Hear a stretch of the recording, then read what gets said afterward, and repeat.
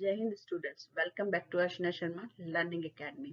Unit number 1 के हम जिस टॉपिक की आज बात कर रहे हैं वो है root words, base words, affixes, जिसमें हम प्रीफिक्सेस और सफिक्सेस दोनों पढ़ेंगे। क्योंकि हम यहाँ बहुत सारे टॉपिक्स को एक साथ कवर कर रहे हैं तो ये वीडियो लगभग 20 मिनट का हो जाएगा, लेकिन आपको वीडियो अंत तक देखना है ताकि ये टॉपिक क्लियर हो जाए।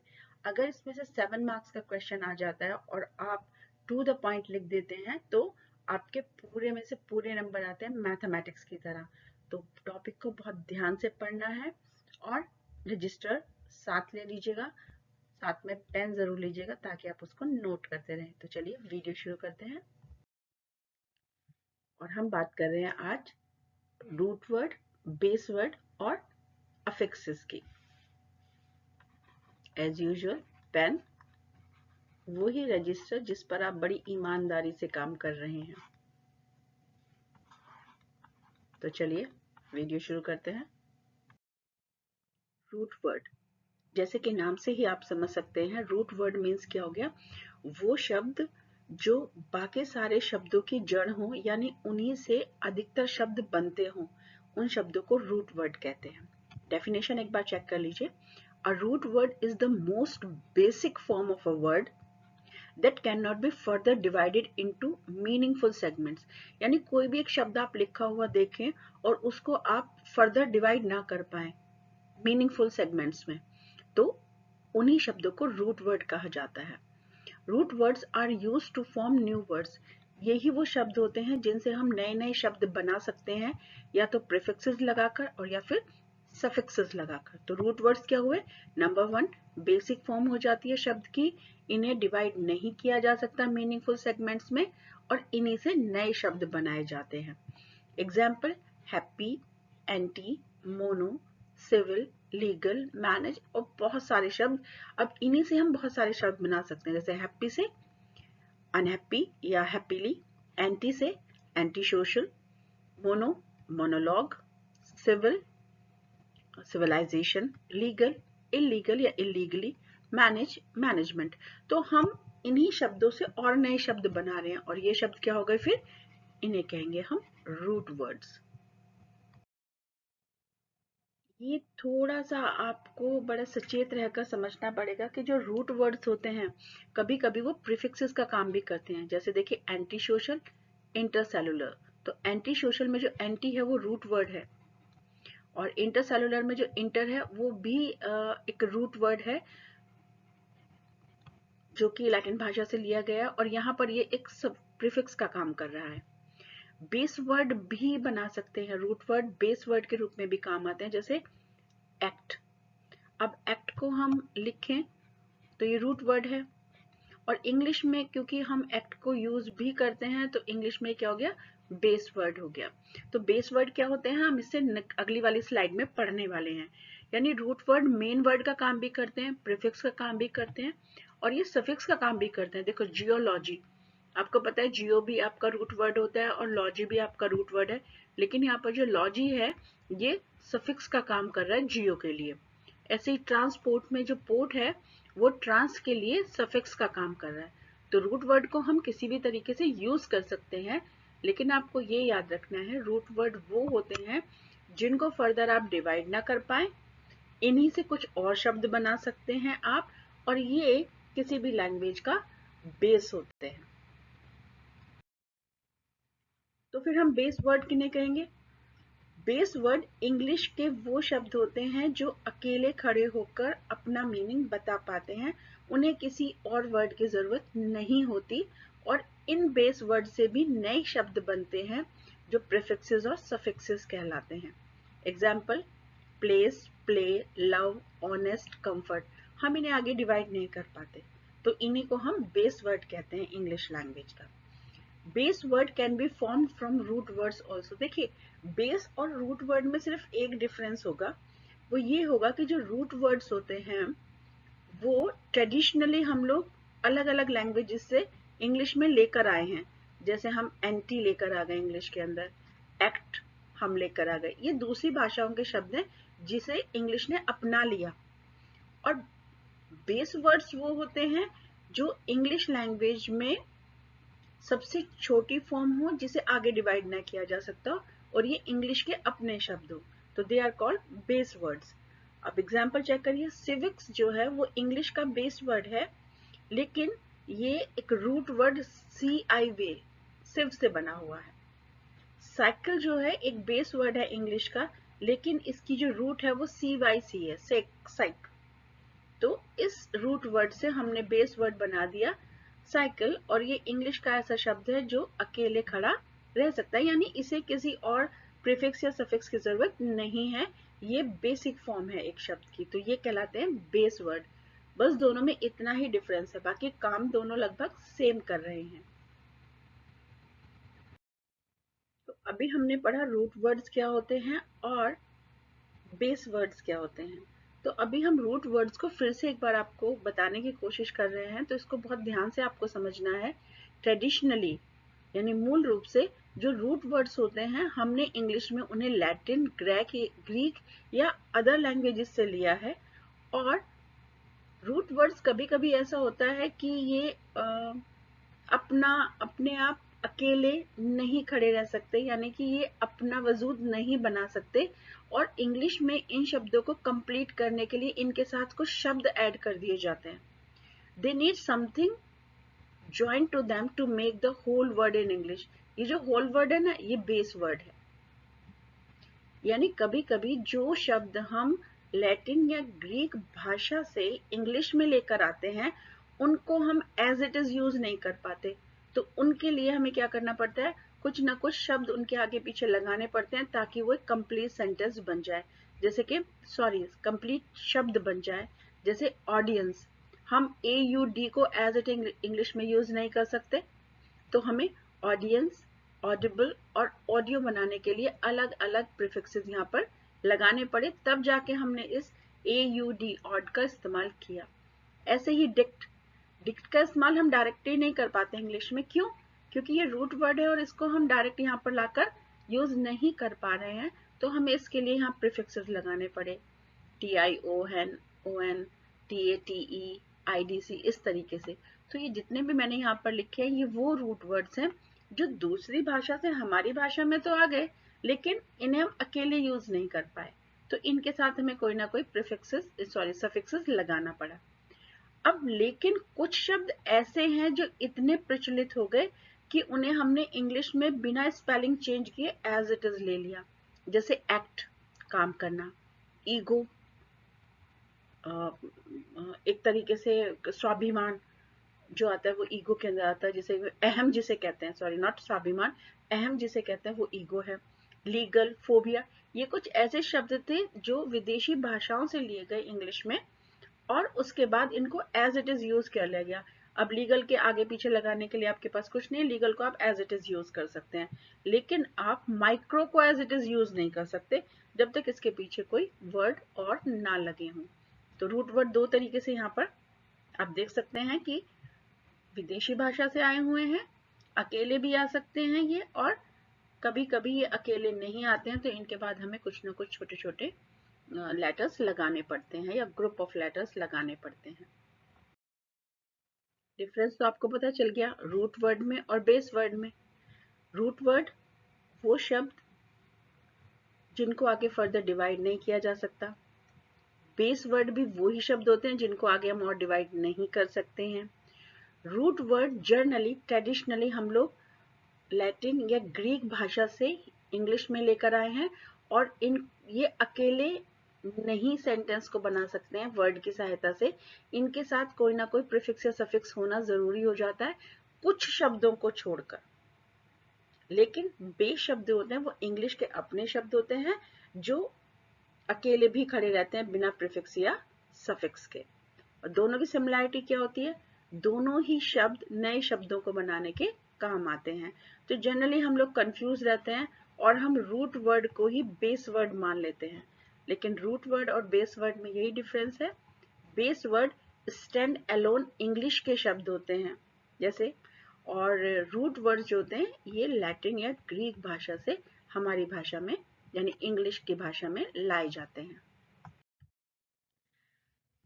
अब पढ़ते हैं अफिक्सेस और सफिक्सेस, लेकिन अभी आप इस वीडियो को यहाँ पर बिल्कुल नहीं रोकिएगा, क्योंकि आगे आपको क्लियर होने वाला है। डायग्राम के थ्रू आपको बता रहे हैं कि किस तरीके से रूट वर्ड काम करते हैं। ओके, अफिक्सेस वो शब्द होते हैं या वो लेटर्स, आप बोलिएगा शब्द की जगह, वो लेटर या फिर अ ग्रुप ऑफ लेटर जो किसी भी रूट या बेस वर्ड के आगे आप जोड़ सकते हैं या पीछे आप जोड़ सकते हैं। अगर आपने आगे जोड़ा है तो प्रीफिक्स, अगर उसको पीछे लगाया है अपने शब्द के तो फिर वो सफिक्सेस हो जाते हैं। अफिक्सेस का इंपॉर्टेंस ये होता है कि नए शब्द बनाने में काम आते हैं और वोकैबुलरी को बढ़ाते हैं, और उसके अलावा शब्दों को समझने का भी काम करते हैं। जैसे हमें पता है कि अगर हमने किसी वर्ड के आगे एन लगा दिया तो इसका मतलब अपोजिट हो जाएगा उसका, हैप्पी अनहैप्पी। इस तरीके से ये हमें शब्दों को समझने में भी मदद करते हैं। अब प्रीफिक्सेस क्या होते हैं? जो आप किसी शब्द के आगे लगा देते हैं और एक नया शब्द बन जाए, ये कहलाते हैं प्रीफिक्सेस। अब कुछ कॉमन प्रीफिक्सेस यहाँ लिखे हुए हैं, आप वीडियो पॉज कर सकते हैं और उसके बाद आप देख सकते हैं हमने कुछ प्रीफिक्सेस लिए हुए हैं, anti, de, dis, inter, for, and there are so many. Suffixes, suffixes वो होते हैं जो किसी भी वर्ड के पीछे की साइड आप लगाते हैं। At the end of the word जो लेटर्स आप लगा रहे हैं, दे आर कॉल्ड सफिक्सेस। अब सफिक्सेस दो तरह के होते हैं, वैसे आपको ये जानना जरूरी तो नहीं है लेकिन फिर भी नॉलेज के लिए बहुत जरूरी है। एक डेरिवेशनल होते हैं और एक इनफ्लेक्शनल होते हैं। डेरिवेशन में क्या होता है, पार्ट्स ऑफ स्पीच चेंज हो जाते हैं। जैसे नाउन है तो उसका आप एडजेक्टिव बना सकते हैं, एडवर्ब बना सकते हैं, वर्ब बना सकते हैं, दे आर डेरिवेशनल। कुछ ऐसे सफिक्सेस होते हैं जो कैटेगरी तो चेंज नहीं करते हैं लेकिन जो हमने वर्ड दिया हुआ है उसका ग्रामेटिकल बिहेवियर चेंज कर देते हैं। जैसे कुक, ये प्रेजेंट टेंस है जबकि कुक जो है वो पास्ट टेंस में आ गया। बॉयज सिंगुलर है लेकिन एस लगाते ही बॉयज प्लूरल हो गया। तो इस तरीके से ये इनफ्लेक्शनल कहलाते हैं। ओके, अब मोस्ट कॉमन सफिक्सेस जो आप चेक कर सकते हैं वो यहाँ पर लिखे हुए हैं। आप वीडियो पॉज करके इनको एक बार प्लीज जरूर लिख लीजिएगा अपनी कॉपी में। ये वो डायग्राम है जिससे आपको बहुत सारी चीजें समझ में आ जाएंगी। रूट वर्ड आपको पता है, बेस वर्ड आपको पता चल गया।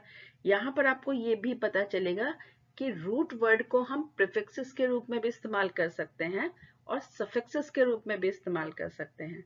तो पहला लेटर देखते हैं हमने यहाँ लिखा है पहला word, sorry not later, it's bicycle. Bicycle में CYC ये एक रूट है और हमने LE जब इसको लगाया तो ये बन गया साइकिल, और साइकिल हमारा इंग्लिश का क्या बन गया, बेस वर्ड बन गया। अब साइकिल को हम लोग किसी और लैंग्वेज में नहीं ढूंढ सकते, इसको हमें इंग्लिश में ही ढूंढना है क्योंकि ये इंग्लिश का बेस वर्ड है। लेकिन CYC किसी और भाषा का रूट है जो हमने साइकिल को बनाने के लिए दूसरी भाषा से बोरो किया। अब इस बेस के सामने हमने जो बाय लगाया ये प्रीफिक्स हो गया। तो रूट वर्ड और बेस वर्ड क्लियर हो गया। रूट वर्ड वो जो हमने दूसरी लैंग्वेज से लिया और बेस वर्ड वो जब हमने उसको पूरा करने के लिए कुछ लेटर्स लगाए और उसको इंग्लिश का शब्द बना लिया, इंग्लिश का एक पूरा शब्द बना लिया। अभी यहाँ सफिक्सेस नहीं लगाया है। ओके, अब दूसरा शब्द देखिए, रिएक्शन। रिएक्शन में एक वर्ड है ACT, एक्ट। ये रूट वर्ड है क्योंकि एक्ट हमने दूसरी लैंग्वेज से लिया है, लेकिन एक्ट शब्द को हम एज इट इज इंग्लिश में भी प्रयोग कर रहे हैं। एज इट इज, बिना उसके आगे पीछे कुछ लगाए हुए एक्ट को एज इट इज यूज कर रहे हैं। इंग्लिश में ये शब्द प्रयोग होता है, he acts like a king, तो हम उसमें एक्ट का यूज कर रहे हैं। तो अब ये एक्ट हमारा रूट वर्ड तो है ही, ये बेस वर्ड भी बन गया क्योंकि इंग्लिश की डिक्शनरी में आप इसको देख सकते हैं। अब एक्ट में अगर हम प्रीफिक्स भी लगा सकते हैं, जैसे हमने री लिख दिया रिएक्ट, और हम TION यानी शन सफिक्स भी लगा सकते हैं, तो हमारा वर्ड बन जाएगा reaction. Now the next one is antibiotic. अब यहाँ पर आपको दो रूट नजर आएंगे, एंटी भी एक रूट है और बायो भी एक रूट है। तो जब दोनों ही रूट हैं तो किस रूट को मैं बेस मानूं, एंटी को हम कभी भी एज इट इज नहीं यूज कर रहे हैं, बायो को हम एज इट इज यूज कर लेते हैं। तो बायो हमारा रूट है और बायो के सामने एक और रूट लगा हुआ है, लेकिन दोनों में से जो मेन वर्ड है वो बायो है, तो इसलिए बायो को हम रूट मानेंगे और जो पहला हमारा रूट है एंटी वो हमारा प्रीफिक्स के रूप में काम आ रहा है और टिक हमारा सफिक्स हो गया। तो एंटीबायोटिक में बायो रूट है, एंटी रूट तो है लेकिन काम किसका कर रहा है, प्रीफिक्सेस का कर रहा है, प्रीफिक्स का काम कर रहा है, जबकि टीआईसी टिक जो है वो सफिक्स का काम कर रहा है। तो इस तरह से एंटीबायोटिक में रूट प्रीफिक्स का काम भी कर रहा है। नाउ जियोलॉजी, जियो भी एक रूट है और लॉजी भी एक रूट है। आपको पता है लॉगस जो होता है वो दूसरी भाषा का शब्द है, उसी से यहाँ पर लॉजी शब्द लगाया गया है। तो जियोलॉजी दोनों ही रूट है, लेकिन जियोलॉजी में जो मेन सब्सटेंस है वो जियो है, जिसका अर्थ होता है अर्थ यानी पृथ्वी। तो जियो को हम मेन बेस वर्ब मान रहे हैं, यहाँ पर रूट वर्ड मान रहे हैं, और लोगस जो है हम उसको सफिक्स लगा रहे हैं, इसलिए जो लोगस नाम का रूट है हम उसको यहाँ पे एज अ सफिक्स यूज कर रहे हैं। तो ये हो गया जियोलॉजी, यानी यहाँ पर रूट सफिक्स का काम कर रहा है। अब एक वर्ड आप और देख रहे हैं, सिविलाइजेशन। सिविलाइजेशन में CIV एक रूट है जो दूसरी भाषा से लिया गया है, लेकिन सिविल एक ऐसा शब्द बन जाता है जो इंग्लिश डिक्शनरी में पहुंच चुका है, और आइजेशन जो लिखा हुआ है ये हमारा क्या हो गया, सफिक्स हो गया। तो ये चार्ट आप बार बार देख लीजिए, बिल्कुल क्लियर हो जाना चाहिए। अब आपको पता चल गया कि रूट वर्ड को हम एज इट इज भी रूट ले सकते हैं, रूट को हम प्रीफिक्स के रूप में भी यूज कर रहे हैं, रूट को हम सफिक्स के रूप में भी यूज कर रहे हैं। तो अब हमारे पास जो क्वेश्चन आएगा उसको देख लेते हैं किस तरीके से आते हैं। तो रूट वर्ड्स की पहले इंपॉर्टेंस चेक कर लें, फिर हम क्वेश्चंस भी देखेंगे कि आपके एग्जाम में किस तरह के क्वेश्चंस आए हुए हैं। रूट वर्ड की सबसे बड़ी इंपॉर्टेंस क्या होती है कि इनका जो मीनिंग होता है वो बिल्कुल स्पेसिफिक होता है, और ये रूट वर्ड जो है बिल्कुल ऐसे काम करती हैं जैसे पेड़ की जड़ें। नए शब्द हमेशा इन्हीं रूट के ऊपर बनाए जाते हैं, तो दे आर द बेस।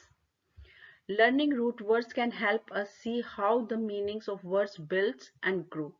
जब हम सीखते हैं ना रूट वर्ड्स को, तो हमें धीरे धीरे पता चलने जाता है कि शब्द कैसे बनते हैं और कैसे बढ़ते हैं लेंथ में भी।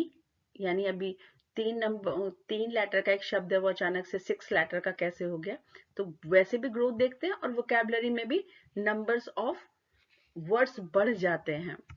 Knowing the root words can have a clue to define an unfamiliar word. कोई ऐसा शब्द है जो अनफेमिलियर आपने पहली बार पढ़ा है लेकिन आपको उसका रूट पता है, तो आप आसानी से उसका मीनिंग पता कर सकते हैं। जैसे मैंने आपको बताया था AUD, ये ऑडियो के लिए आता है, तो इसका मतलब होता है सुनना। तो जहां भी ये शब्द लिखा हुआ मिलेगा आप समझ जाएंगे ध्वनि से संबंधित कोई काम है, मतलब कोई शब्द ऐसा है जो ध्वनि से संबंधित, जैसे ऑडियो, ऑडिबल, ऑडियंस, तो इन सब में साउंड का काम जरूर होता है। तो अगर हमें रूट पता है तो हम ये काम आसानी से कर सकते हैं। Understanding the meaning of common roots can help us work out with the meaning of new words. नए शब्द आएंगे तो हम उनके मीनिंग पता चल जाएंगे अगर हमें रूट के बारे में पता है। अंडरस्टैंडिंग द मीनिंग, लेकिन एक चीज आपको याद रखनी है, ये हमेशा पॉसिबल नहीं है, तो बहुत ध्यान से हमें रूट सीखनी है और उसके बाद उनके मीनिंग हमें पता चल जाते हैं। अब इम्पोर्टेंस ऑफ रूट वर्ड हमने पढ़ लिए हैं, उसका एक एग्जाम्पल यहाँ पर दिया हुआ है। जैसे मुझे ये पता है कि एंटी का मतलब होता है अगेंस्ट, यानी किसी का विरोध करना। ओके, अब मैंने यहाँ लिखा एंटीडोट, तो इसका मतलब है किसी चीज का तो विरोध हो रहा है। अब डॉट मीन्स क्या हो जाता है, पॉइजन, यानी पॉइजन का उल्टा, यानी ये क्या हो गई, एक जो अगर पॉइजन दिया जाता है तो उसको हटाने के लिए जो चीज दी जाती है that is antidote. Now antibiotic, anti means आपको पता है विपरीत, और बायो मीन्स क्या होता है, आप जानते हैं लाइफ को कहते हैं। तो drug given against the life form bacteria which are invaded in a body, यानी एक बॉडी के अंदर जो बैक्टीरिया आ गया अब उसके लाइफ को खत्म करना है, उसके लाइफ के अगेंस्ट जाना है, तो फिर एंटीबायोटिक का यूज हमने किया। एंटी फ्रीज, ये एक लिक्विड है जो a liquid use against the freezing of cars engine. Car के इंजन को फ्रीज यानी कि जाम होने से बचाने के लिए जो डाला जाता है वो एंटी फ्रीज हो गया। तो आप देखेंगे यहाँ पर जितने भी शब्द लिखे हैं सब में एंटी का मतलब क्या है, ऑपोजिट है, यानी अगेंस्ट है उस चीज के जो उसके बाद लिखा है। एंटी सोशल जो सोशल लाइफ के अगेंस्ट हो। तो इस तरीके से इसे क्या कहते हैं, importance of learning root words कहते हैं। एक रूट आपने पता कर लिया एंटी, अब आप इनका मीनिंग धीरे धीरे गैस कर सकते हैं। ओके,